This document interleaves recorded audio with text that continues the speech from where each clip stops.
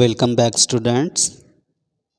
This is the second video of 17th lesson, Great Indians. So do you remember in first video about which great leaders we have studied? Do you remember? Yes, Rani Lakshmibai. Look at the underlined words so that you remember the information. Okay. Next we have studied about Bal Gangadhar Tilak. Look at the underlined words. We are revising. Okay. And the third, we knew about Rabindranath Tagore.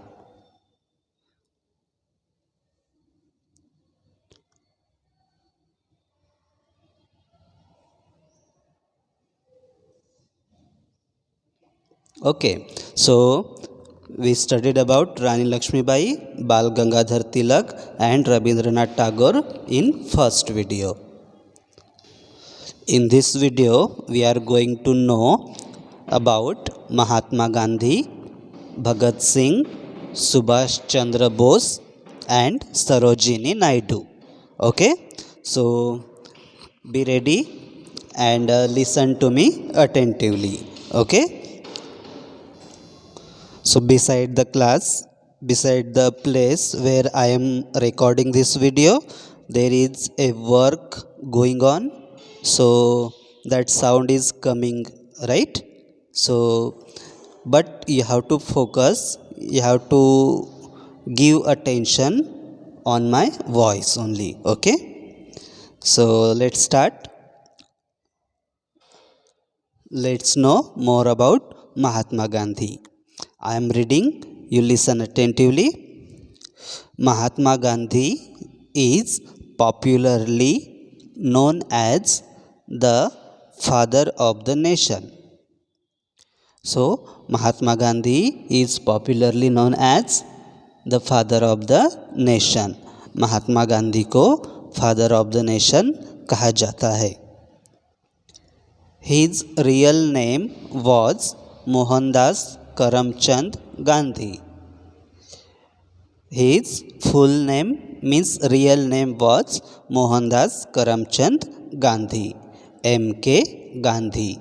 M for Mohandas, K for Karamchand. Okay. He was born on 2nd October 1869 in Porbandar. So, he was born on 2nd October 1869. And at which place? Porbandar. His father Karamchand Gandhi was the Diwan of Porbandar. उनके जो पापा थे वो पोरबंदर के दीवान थे. Mahatma Gandhi went to England on 4th September 1888 to study law. Mahatma Gandhi went to England when? On 4th September 1888. For what? To study law. Law means वकील बनने के लिए जो भी पढ़ाई करनी पड़ती है, लॉयर बनने के लिए वो लॉ होती है. Okay. So, understood this passage? Let's read once again. Mahatma Gandhi, you look at the word, okay? Mahatma Gandhi is popularly known as the father of the nation.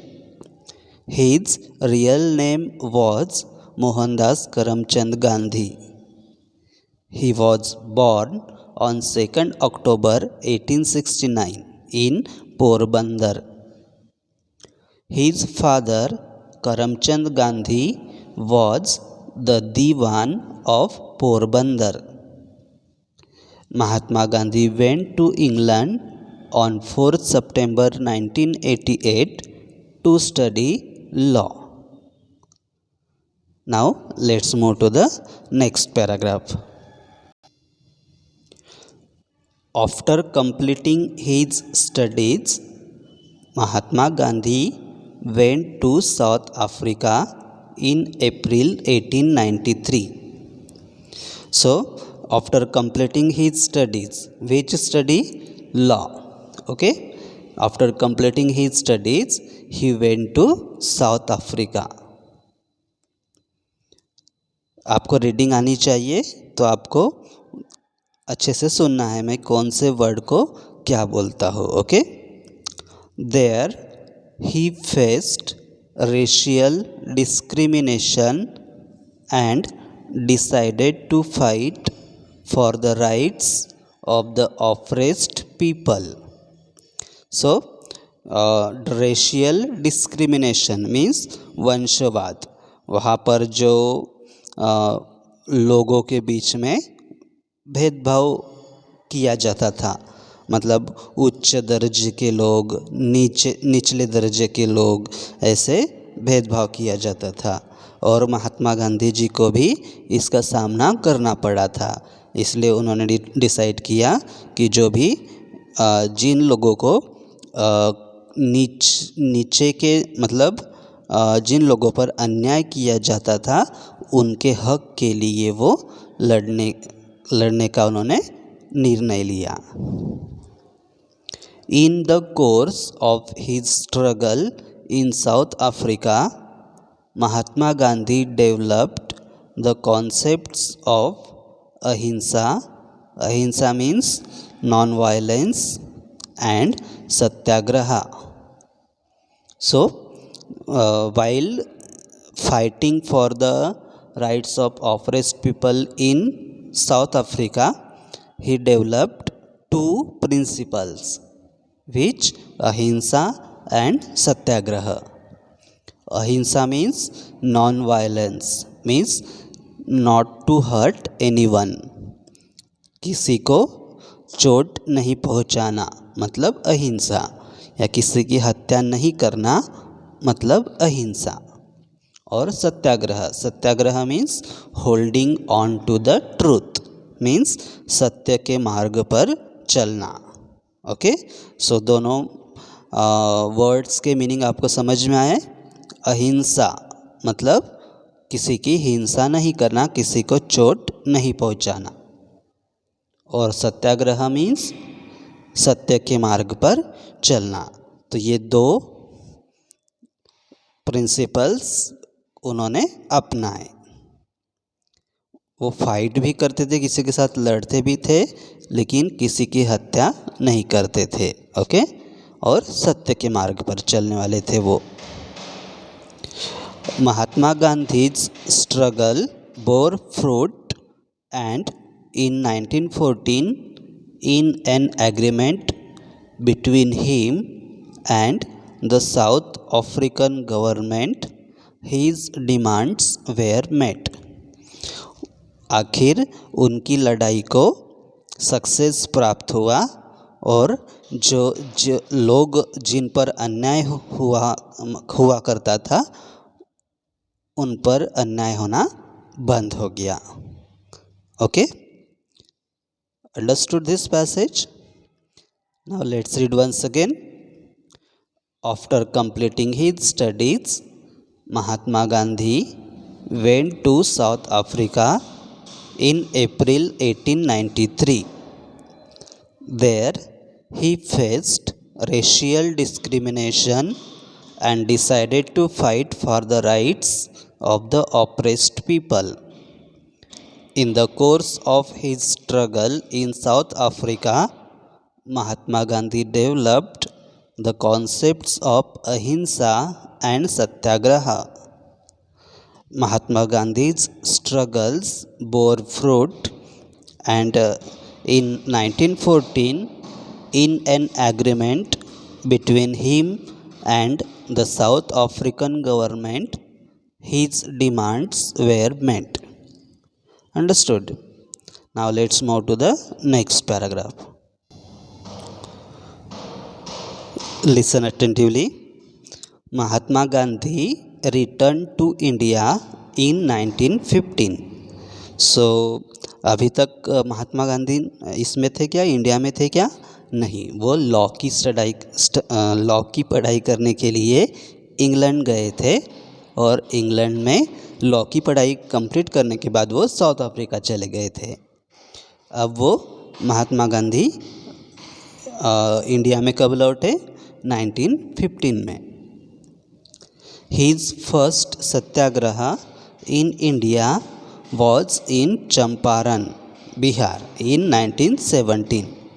Satyagraha means एक प्रकार का आंदोलन था, एक अपनी demands officers को, government को बताने के लिए एक आंदोलन करने का एक मार्ग था सत्याग्रह। ओके, तो उन्होंने सत्याग्रह का पहला आंदोलन मतलब सत्याग्रह सबसे पहले कहाँ किया? बिहार के चंपारण नाम के प्लेस पर 1917 में। The poor peasants of the region were being exploited by the British indigo planters who compelled the peasants to grow indigo on 15% of their land। तो ये जो उनका पहला सत्याग्रह था वो किन के लिए था? बिहार के पेजेंट्स के लिए। पेजेंट्स मतलब किसान, बिहार के किसानों के लिए उन्होंने पहला आंदोलन किया। पहली लड़ाई बिहार के किसानों के लिए लड़ी। और क्यों? क्योंकि ब्रिटिश मतलब जो अंग्रेज़ थे, इंडिगो प्लांटर्स थे, मतलब इंडिगो मतलब वो नील रहता है ना, मराठी में हम उसको नीड़ बोलते हैं। आपको पता है कि नहीं पता नहीं, अपने मम्मी पापा को पूछना, ठीक है। इंडिगो का एक प्लांट रहता है। तो ये जो ब्रिटिश व्यापारी थे वो इंडियन फार्मर्स को क्या बोलते थे, उन पर ज़बरदस्ती करते थे कि अपने खेती के 15% पर आप क्या करो, इंडिगो का प्लांट लगाओ। मतलब ये कंपलसरी किया था उन्होंने इंडियन फार्मर्स पर। लेकिन इससे क्या होता था? इंडियन फार्मर्स को नुकसान होता था। महात्मा गांधी's सत्याग्रह forced the British government to set up an inquiry into the condition of farmers and finally some changes were introduced by the British। फिर गांधी जी ने जो सत्याग्रह किया था बिहार के फार्मर्स के लिए, वो सक्सेसफुल हो गया और ब्रिटिश गवर्नमेंट ने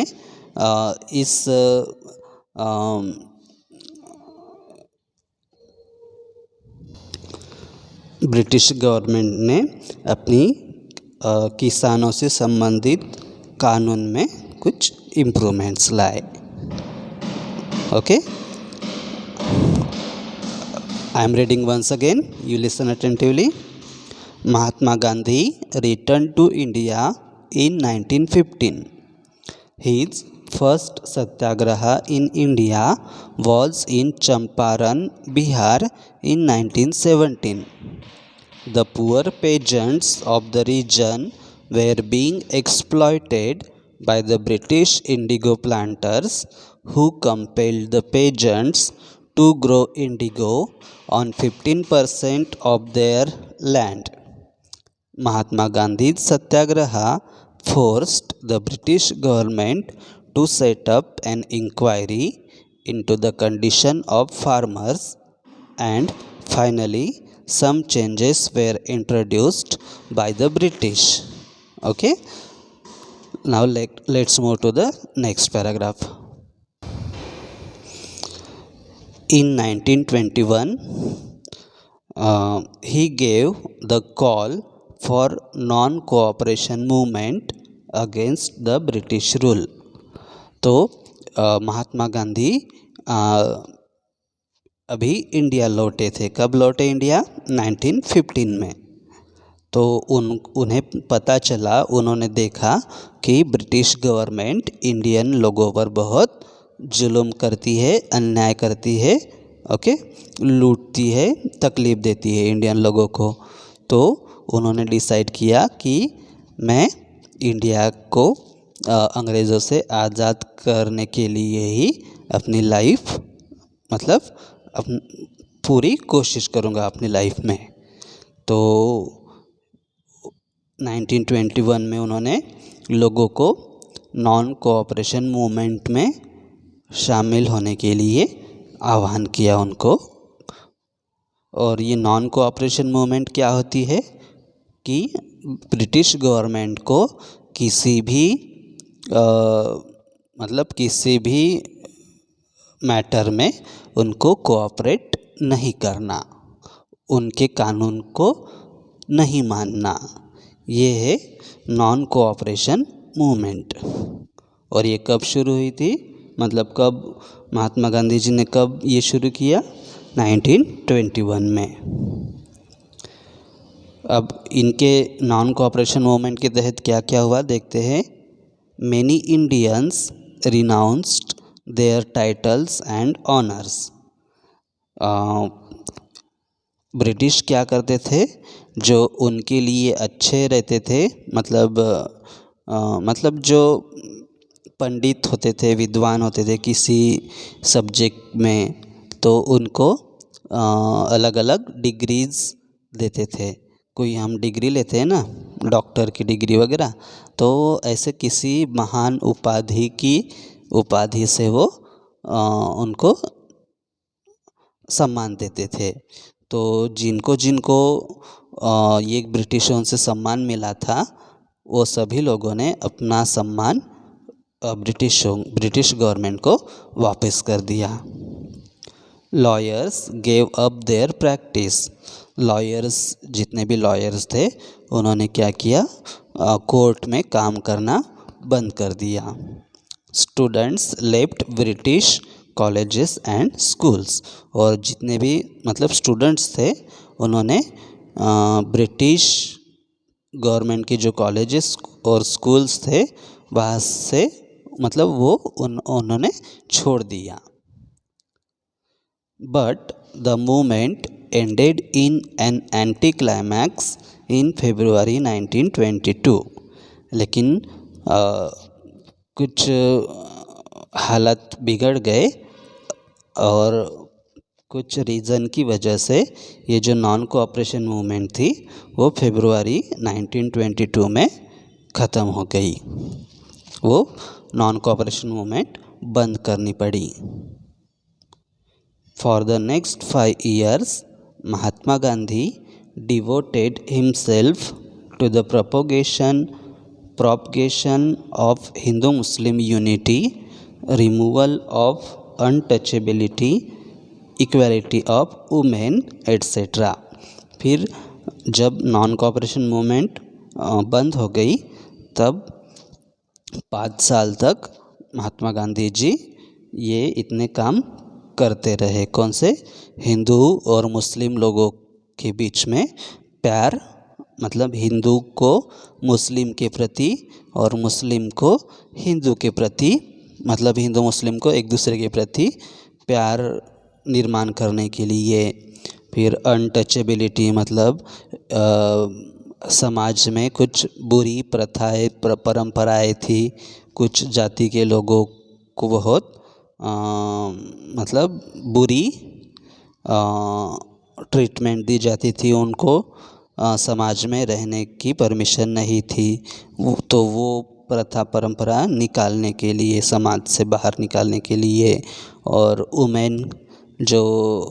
वुमेन थी, उनको इक्वल राइट्स नहीं थे, उनको सिर्फ घर में रहना पड़ता था, बाहर के किसी भी फील्ड में उन्हें काम करने का चांस नहीं दिया जाता था। तो लेकिन महात्मा गांधी जी ने वुमेन को भी समानता मिलनी चाहिए, उनको भी मेन के बराबर हक मिलने चाहिए, इनके लिए वो 5 साल तक लड़े। Okay, so let's read once again this paragraph. In 1921, he gave the call for non-cooperation movement against the British rule. Many Indians renounced their titles and honors. Lawyers gave up their practice and students left British colleges and schools. But the movement ended in an anticlimax in February 1922. For the next 5 years, Mahatma Gandhi devoted himself to the propagation of Hindu-Muslim unity, removal of untouchability, equality of women etcetera. So आपको हर एक बात याद रखनी है, okay, भूलना नहीं है. आगे हम आगे का पढ़ेंगे और आप पीछे का भूल जाओगे, तो ऐसा नहीं करना है, ओके. अभी हम नेक्स्ट पैराग्राफ पर जाते हैं.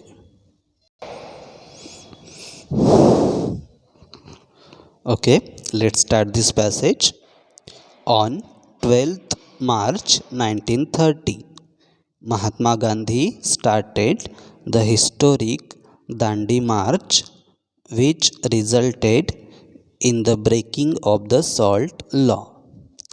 तो ये दांडी मार्च इंडिया के हिस्ट्री में, इंडिया के जो फ्रीडम स्ट्रगल की हिस्ट्री है उसमें ये बहुत महत्वपूर्ण इवेंट है, दांडी मार्च.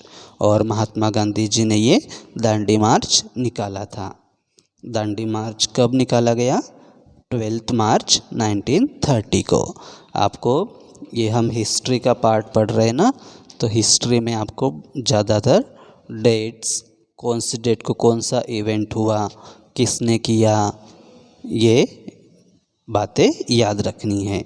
डेट्स ज़्यादा आती है तो वो डेट्स भी आपको लर्न बाय हार्ट, लर्न करके याद रखनी है, ओके. तो दांडी मार्च निकाला गया 12th March 1930 को. This forced the then viceroy of India, Lord Irwin, to call him for talks. On 5th March 1931, द Gandhi-Irwin Pact was signed. Soon after signing the pact, Mahatma Gandhi went to England to attend the second round table conference. तो महात्मा गांधी जी ने दांडी मार्च निकाला था और ये किसके लिए आंदोलन था? नमक के लिए, सॉल्ट के लिए. क्योंकि ज़्यादातर ये क्या करते थे, इंडियंस घर में ही सॉल्ट बनाते थे. घर में मतलब जो समंदर के किनारे पर वो अपने लिए खुद का सॉल्ट बनाते थे. लेकिन इंडियन मतलब ब्रिटिश क्या करते थे, वो अपने फैक्ट्री में शुद्ध नमक बनाते थे, मतलब जो भी प्रोसेस करके, और वो इंडियंस को बेचते थे. तो यही सॉल्ट लॉ है. आप बड़े क्लास में डिटेल्स में जानेंगे इसके बारे में, ओके. अभी के लिए इतना ही याद रखें, दांडी मार्च सॉल्ट के लिए निकाला गया था, ओके. फिर ये आंदोलन सक्सेसफुल हुआ और लॉर्ड आयरविन उस समय इंडिया के वाइसरॉय थे. जैसे अभी पीएम, प्रेसिडेंट, ये पोस्ट होती है ना, वैसे वो इंग्लैंड के जो गवर्नमेंट थे वो ऐसी पोस्ट देते थे अपने ऑफिसर्स को, ओके, वाइसरॉय वगैरह. तो लॉर्ड आयरविन वाइसरॉय थे इंडिया के. उन्होंने गांधी जी को इस बारे में, सॉल्ट लॉ के बारे में डिस्कस करने के लिए बुलाया और अपने सॉल्ट लॉ में, सॉल्ट संबंधित कानून में कुछ इम्प्रूवमेंट्स की. फिर ये होने के बाद लॉर्ड आयरविन और गांधी जी की मीटिंग सक्सेसफुल होने के बाद महात्मा गांधी कहाँ चले गए? इंग्लैंड चले गए second round table conference attend करने के लिए. तो वो उनकी एक मीटिंग रहती थी, मतलब इंग्लैंड में ब्रिटिश गवर्नमेंट के साथ, ठीक है. After his return from England, Mahatma Gandhi was arrested without A trial. जब इंग्लैंड से लौटे महात्मा गांधी तो उन बिना किसी आरोप के ही उनको अरेस्ट किया गया। When the Second World War broke out in 1939, he again became active in the political arena. फिर उनको अरेस्ट किया गया। फिर सेकंड वर्ल्ड वॉर शुरू हुआ। कब हुआ? 1939 में। वर्ल्ड वॉर में क्या होता है, किसी जनरली क्या होता है, किसी दो कंट्रीज़ के बीच में वॉर होता है। लेकिन जब एक साइड में कुछ कंट्रीज़ और दूसरे साइड में कुछ कंट्रीज़ आपस में लड़ते हैं टीम बनाकर, उससे बोलते हैं वर्ल्ड वॉर। तो जब वर्ल्ड वॉर शुरू हुआ तो फिर गांधी जी फिर से अपने पॉलिटिक्स में एक्टिव हो गए। ये हम फिर से रीड करेंगे। अभी आपको सिर्फ मोटा मोटा याद रखना है, पूरे डिटेल्स में नहीं जाना है, ठीक है। तो अभी ये रीड करेंगे, आप वर्ड की तरफ देखें। On 12 March 1930 Mahatma Gandhi started the historic Dandi March which resulted in the breaking of the SALT law. This forced the then Viceroy of India, Lord Irwin, to call him for talks. On 5th March 1931, the Gandhi-Irwin Pact was signed. Soon after signing the pact, Mahatma Gandhi went to England to attend the second round table conference. After his return from England, Mahatma Gandhi was arrested without a trial. When the Second World War broke out in 1939, he again became active in the political arena.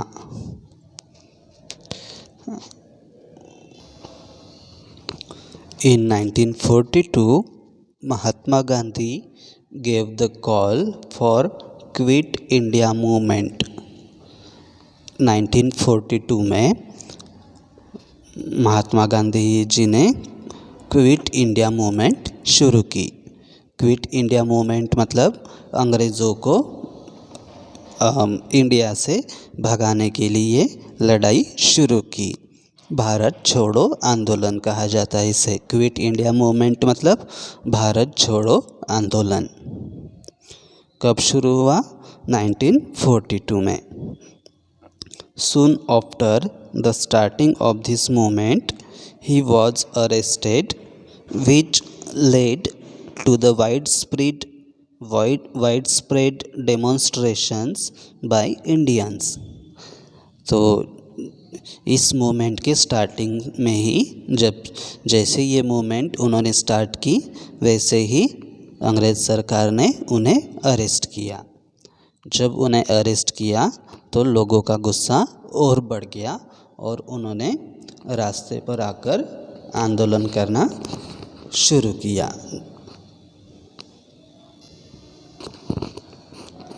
In 1946, a cabinet mission arrived from England to India, and finally India gained independence in 1947.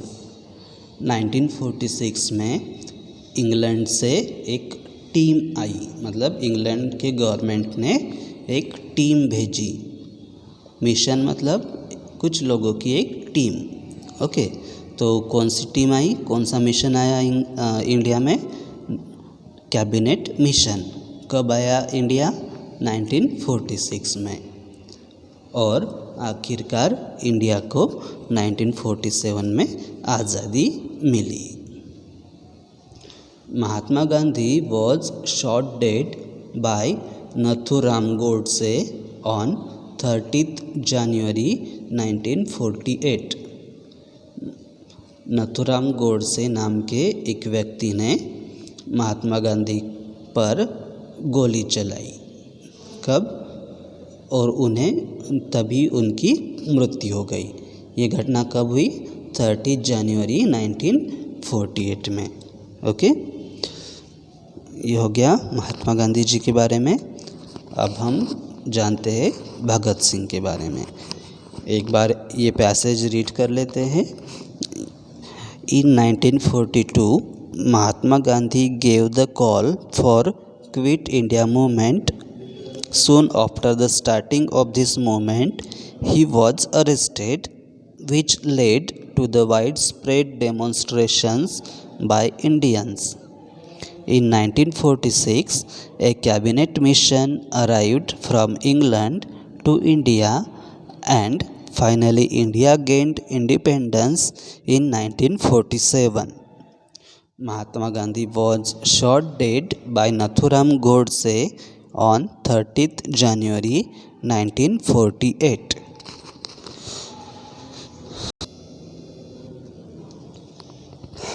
अब किसकी बारी है?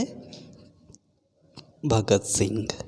Okay, now I am reading. मैं read कर रहा हूँ, अब ध्यान से सुने।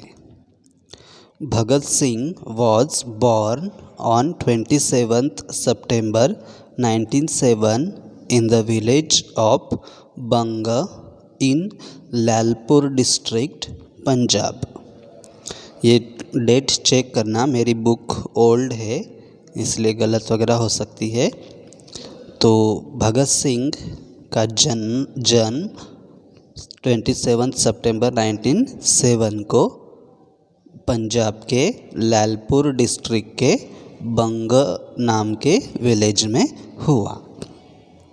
ही grew up in a patriotic family. His father and uncle were great freedom fighters.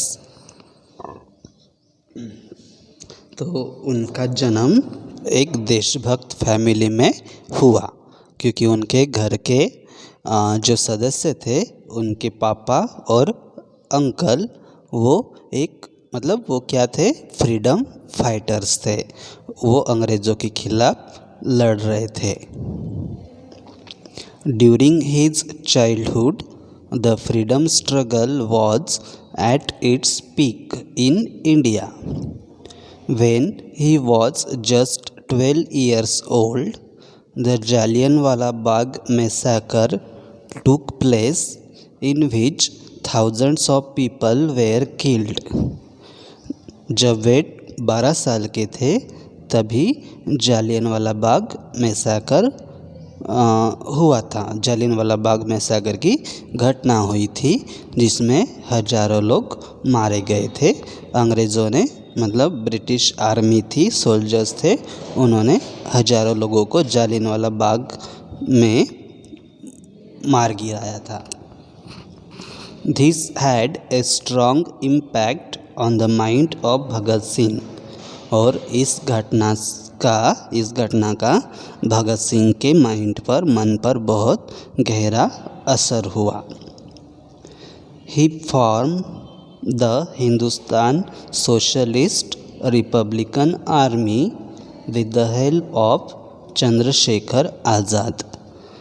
और भगत सिंह ने अंग्रेज़ों के खिलाफ लड़ने के लिए चंद्रशेखर आज़ाद की मदद से हिंदुस्तान सोशलिस्ट रिपब्लिकन आर्मी की स्थापना की। तो ये हम फिर से रीड करेंगे। Bhagat Singh was born on 27 September 1907 in the village of Banga in Lalpur district, Punjab. He grew up in a patriotic family. His father and uncle were great freedom fighters. During his childhood, the freedom struggle was at its peak in India. When he was just 12 years old, the Jallianwala Bagh massacre took place, in which thousands of people were killed. This had a strong impact on the mind of Bhagat Singh. He formed the Hindustan Socialist Republican Army with the help of Chandrasekhar Azad.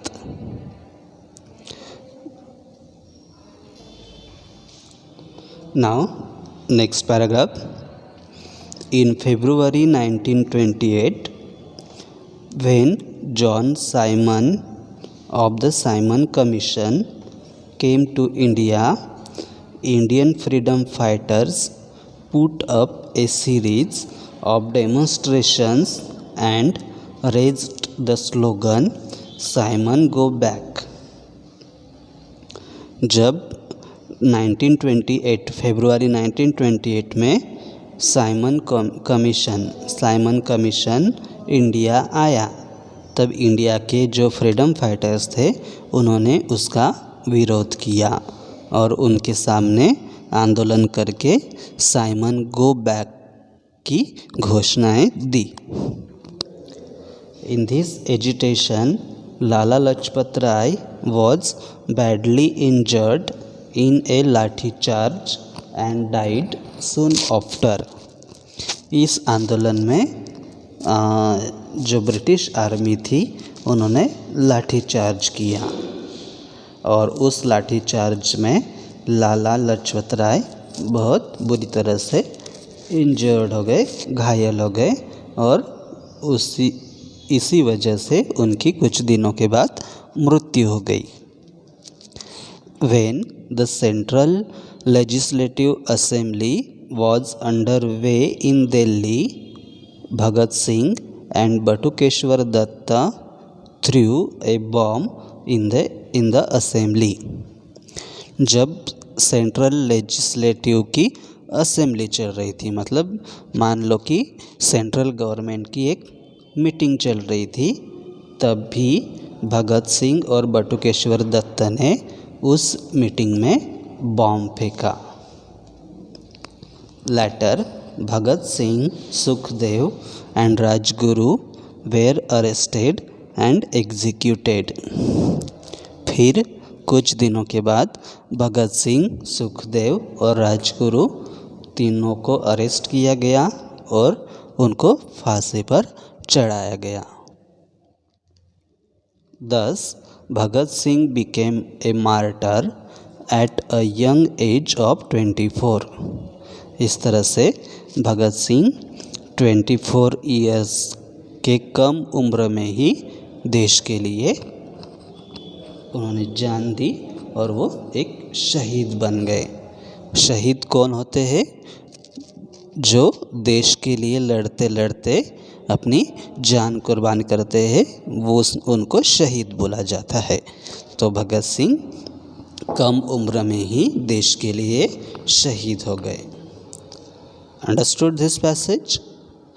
Now again we read in February 1928। आपको word की तरफ देखना हो तो word की तरफ देखो, नहीं तो सिर्फ सुनो।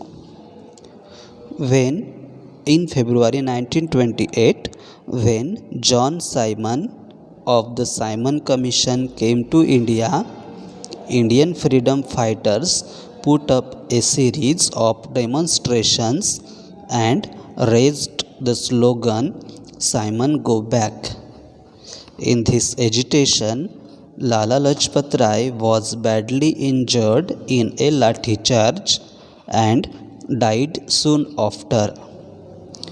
When the Central Legislative Assembly was underway in Delhi, Bhagat Singh and Batukeshwar Dutt threw a bomb in the assembly. Later, Bhagat Singh, Sukhdev and Rajguru were arrested and executed. Thus, Bhagat Singh became a martyr at a young age of 24। Okay, this was about Bhagat Singh। अब किसका number है? सुभाष चंद्र बोस। इनके बारे में हम जानने वाले हैं। ध्यान से सुने। Subhash Chandra Bose was born on 23rd January 1897 at Cuttack in Orissa। Odisha मतलब ओडिशा, ओडिशा स्टेट है ना, उनको ही ओडिशा बोला जाता था। ओके, तो सुभाष चंद्र बोस का जन्म 23 जनवरी 1897 को ओडिशा के कटक में हुआ। He was popular. आपको हर एक जो ग्रेट लीडर्स थे उनकी जन्म तारीख याद रखनी है, उनकी जयंती कब आती है वो आपको याद रखनी है। ओके, क्या आपको याद है भगत सिंह का जन्म कब हुआ था? नहीं ना? अगर याद आ रहा है तो अच्छी बात है, अगर नहीं आ रहा है तो आपको याद रखने हैं सभी ग्रेट लीडर्स की जन्म तारीख। Okay, date of birth. He was popularly known as Netaji. Subhash Chandra Bose को नेताजी नाम से जाना जाता था। He studied at Scottish church college in Calcutta. Calcutta means Kolkata. Okay, उन्होंने स्कॉटिश चर्च कॉलेज में पढ़ाई की and then went to England in 1920 after successfully passing the Indian civil services examination. तो उन्होंने स्कॉटिश चर्च कॉलेज में पढ़ाई की और उसके बाद इंडियन सिविल सर्विसेज एग्जामिनेशन को पास किया। मतलब ये बहुत डिफ़िकल्ट एग्ज़ाम होती है और फिर भी उन्होंने इस एग्ज़ाम को पास किया और वो इंग्लैंड चले गए। बट विदिन अ ईयर ही resigned and became an active freedom fighter. लेकिन जो भी Indian civil services examination pass करने के बाद उन्हें जो भी नौकरी मिली थी इंग्लैंड में, उसमें उस नौकरी से रिज़ाइन करके वो इंडिया लौटे और अपना पूरा टाइम इंडिया को फ्री करने के लिए, आज़ाद करने के लिए दिया। एक बार रीड करते हैं। Subhash Chandra Bose was born on 23rd January 1897 at Cuttack in Odisha. He was popularly known as Netaji. He studied at Scottish Church College in Calcutta and then went to England in 1920 after successfully passing the Indian Civil Services examination. But within a year, he resigned and became an active freedom fighter. Now, next paragraph. Netaji became the president of the Indian National Congress twice. Netaji Subhash Chandra Bose ये जो Indian national Congress के 2 बार president बने थे। He was sent to prison many times but escaped from the police and finally managed to flee to Berlin. बहुत बार उन्हें jail भेजा गया और लेकिन वो पुलिसों के हाथ से भाग गए और कहाँ गए? बर्लिन में। बर्लिन एक सिटी का नाम है। Okay, the second world war broke out in 1939। 1939 में सेकंड वर्ल्ड वॉर शुरू हुआ। At that time the war was between 2 groups. 2 groups के बीच में वो सेकंड वर्ल्ड वॉर था। आपको ट्रैक्टर की आवाज़ सुनाई दे रही होगी, थोड़ी देर रुक जाते हैं। तो सेकंड वर्ल्ड वॉर कौन से 2 ग्रुप्स के बीच में था? Germany, Italy and Japan were on one side. एक ग्रुप में जर्मनी, इटली और जापान थे and Britain, France and Russia on the other. और दूसरे ग्रुप में कौन थे? Britain, France and Russia. Netaji wanted to get help from Germany and Japan for India's independence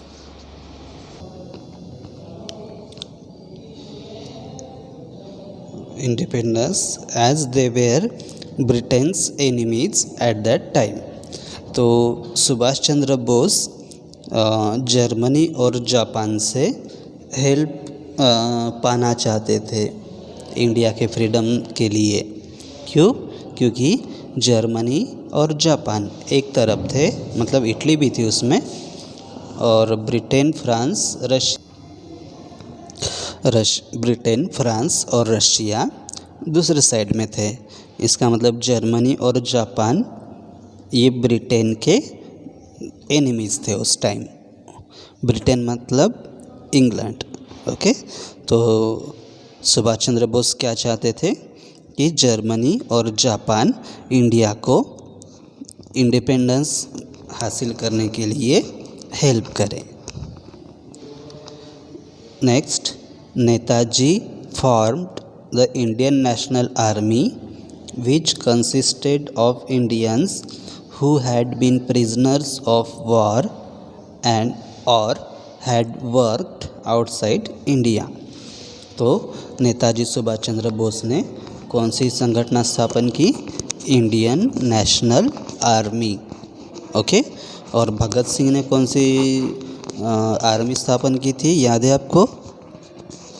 Bhagat Singh ने हिंदुस्तान सोशलिस्ट रिपब्लिकन आर्मी, और नेताजी सुभाष चंद्र बोस ने इंडियन नेशनल आर्मी। ओके, ये read करते हैं इंफोपेबल। Netaji coined the slogan give me blood and I will give you freedom. Subhash Chandra Bose ने लोगों को की एक घोषणा दी, मतलब लोगों को आह्वान किया, चैलेंज किया कि give me blood and I will give you freedom. इसको हिंदी में क्या कहा जाता है? तुम मुझे खून दो, मैं तुम्हें आज़ादी दूंगा। मतलब आप क्या करो? देश के लिए जान देने के लिए तैयार हो जाओ, तभी इंडिया आज़ाद हो सकता है। ओके, तो ये फिर से रीड करते हैं। कहाँ तक नहीं किया था हमने? यहाँ तक कर लेते हैं, ठीक है। यहाँ से the second world war broke out in 1939। At that time the war was between two groups, Germany, Italy and Japan were on one side and Britain, France and Russia were on the other. Netaji wanted to get help from Germany and Japan for India's independence as they were Britain's enemies at that time. Netaji formed the Indian National Army which consisted of Indians who had been prisoners of war or had worked outside India। Let's move to the next page। He also formed a women's wing in the army called Rani Jhansi Bahini, led by Captain Lakshmi Sehgal, and encouraged more and more women to participate in it। तो उन्होंने जैसे main मतलब gents की army बनाई, वैसे ही उन्होंने ladies की भी एक टीम बनाई आर्मी में। ओके, और उनको क्या नाम दिया? रानी झांसी बहिनी। और उनकी मेन लीडर कौन थी? कैप्टन लक्ष्मी सहगल। और उन्होंने ज़्यादा से ज़्यादा लेडीज़ को अपने इस आर्मी में, इस टीम में शामिल होने के लिए कहा। He coined the salute Jai Hind to encourage Indians to join the freedom struggle। Subhash Chandra Bose passed away in an air crash on 18th August 1945। उन्होंने जय हिंद का नारा लगाया। लोगों को, हिंद मतलब इंडिया, हिंद मतलब इंडिया, मतलब जय हिंद का नारा लगाया उन्होंने, लोगों को दिया ताकि लोग देश की आज़ादी के लिए एकजुट होकर लड़े। फिर उनकी मृत्यु एक एयर क्रैश में हुई 18 अगस्त 1945 को। Understood? Now let's read once again. He also formed a women's wing in the army called the Rani Jhansi Bahini, led by Captain Lakshmi Sehgal, and encouraged more and more women to participate in it. He coined the salute Jai Hind to encourage Indians to join the freedom struggle.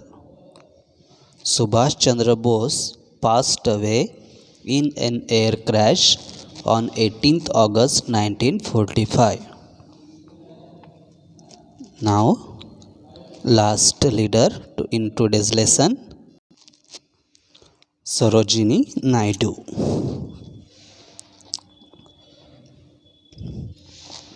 Let's read. You listen attentively. Sarojini Naidu, who is also known as the Nightingale of India, was a great freedom fighter and a poet. Sarojini Naidu को Nightingale of India भी कहा जाता है। वो एक क्या थी? एक ग्रेट फ्रीडम फाइटर थी और एक पोएट भी थी।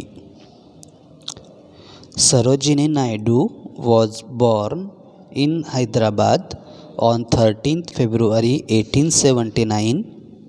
उनका जन्म कब हुआ? 13 फरवरी 1879 को हैदराबाद में। She was the daughter of renowned scholar Aghornath Chattopadhyay and Varada Sundari Devi.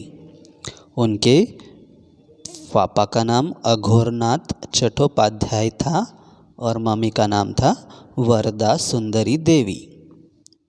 Her father was the founder of the Nizam College in Hyderabad and her mother was a poetess. उनके पापा निज़ाम कॉलेज जो हैदराबाद में है के फाउंडर थे, मतलब उन्होंने वो निज़ाम कॉलेज शुरू किया था और उनकी मम्मी पोएटेस थी। अभी फिर से रीड करते हैं। Sarojini Naidu, who is also known as the Nightingale of India, was a great freedom fighter and a poet. Sarojini Naidu was born in Hyderabad on 13th February 1879. She was the daughter of renowned scholar Aghornath Chattopadhyay and Varda Sundari Devi. Her father was the founder of the Nizam College in Hyderabad and her mother was a poetess. Next paragraph. Sarojini Naidu was the first woman to become the president of the Indian National Congress and the first woman to become the governor of United Provinces. United provinces मतलब कौन सा state? Uttar Pradesh उस ज़माने का। Okay, तो Sarojini Naidu Indian national Congress की सबसे पहली महिला प्रेसिडेंट थी। मतलब सरोजिनी नायडू के पहले कोई भी वुमन इंडियन नेशनल कांग्रेस की प्रेसिडेंट नहीं बनी थी। वो पहली लेडी थी जो इंडियन नेशनल कांग्रेस की प्रेसिडेंट बनी। और क्या थी वो? First woman governor of United provinces. United provinces की पहली वुमन गवर्नर थी। अंडरस्टूड? एक बार रीड करते हैं। Sarojini Naidu was the first woman to become the president of the Indian National Congress and the first woman to become the governor of United Provinces. Now, last paragraph. Sarojini entered the Madras University at the young age of 12 years. Sarojini Naidu जो थी वो उन्होंने 12 years की होने पर हो गई 12 years की हो गई तभी उन्होंने मद्रास यूनिवर्सिटी में पढ़ाई के लिए एंट्री की. At the age of 16 she went to England for higher studies. 16 साल की होने पर वो अपनी हायर स्टडीज़ के लिए इंग्लैंड गई. After returning to India she actively participated in the freedom movement. जब वो इंग्लैंड से इंडिया वापस आई तब इंडियन फ्रीडम स्ट्रगल में इंडियन फ्रीडम मूवमेंट में उन्होंने हिस्सा लिया. She worked with Mahatma Gandhi and contributed for the upliftment of women and the working class. उन्होंने महात्मा गांधी जी के साथ मिलकर काम किया और स्पेशली वुमेन के डेवलपमेंट के लिए काम किया. She was arrested twice by the British. उन्होंने ब्रिटिशों ने 2 बार उन्हें क्या किया, अरेस्ट किया. Once in 1930 and again in 1942. एक बार 1930 में और एक बार दूसरी बार 1942 में. Her collection of poems called the golden threshold was published in 1905. उनकी एक बुक है पोएम्स की बुक है, नाम है द गोल्डन थ्रेशोल्ड. वो 1905 में पब्लिश हो गई. छापी गई. ओके, तो ये था सरोजिनी नायडू के बारे में. तो ये हम फिर से रीड करते हैं. Sarojini entered the Madras university at the young age of 12 years. At the age of 16, she went to England for higher studies. After returning to India, she actively participated in the freedom movement. She worked with Mahatma Gandhi and contributed for the upliftment of women and the working class. She was arrested twice by the British, once in 1930 and again in 1942. Her collection of poems called The Golden Threshold was published in 1905. ये था सरोजिनी नायडू के बारे में. इस video में हमने कौन से लीडर्स के बारे में जाना. महात्मा गांधी, भगत सिंह, सुभाष चंद्र बोस और सरोजिनी नायडू. तो आपको याद रखना है कौन से लीडर का जन्म कब हुआ था, उन्होंने कौन सा काम किया, उनकी मृत्यु कब हुई, ये सभी आपको याद रखना है. ओके, आप ये दोनों वीडियो देखें इस लेसन के और क्वेश्चन A-B-C के आंसर ढूंढ कर रखिए, अपने रफ नोटबुक में लिख कर रखिए. ओके, फिर जब मैं आंसर्स भेजूँगा तब वहाँ से आप चेक करना कि आपके कितने आंसर सही है और कितने गलत है. Okay, bye.